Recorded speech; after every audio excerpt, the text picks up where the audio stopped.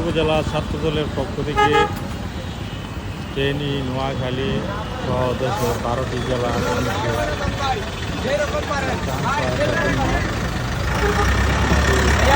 কার্যক্রম চলছে।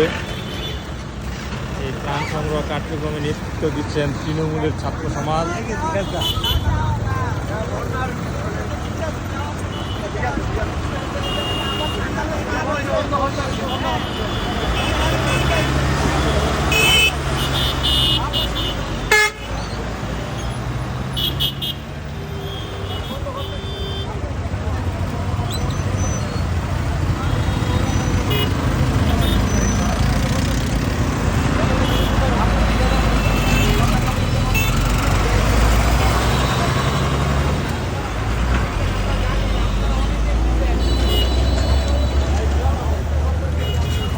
ইনশাআল্লাহ মানবতার জয় হবে।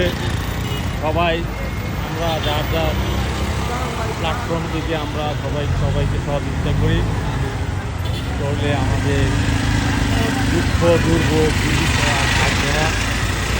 বা এই আওয়ামী ফ্যাসিস্ট খুনি হাসিনা বিদায়ের পর আপনারা জানেন আমাদের দেশ ধ্বংস করে দিয়ে গেছে, টাকা পয়সা সব পাচার করে নিয়ে গেছে।